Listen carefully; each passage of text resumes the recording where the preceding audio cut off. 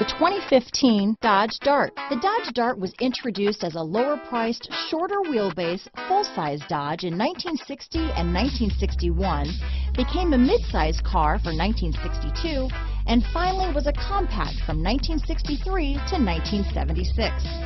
Chrysler had previously applied the Dart name to a Ghia-built show car in 1956.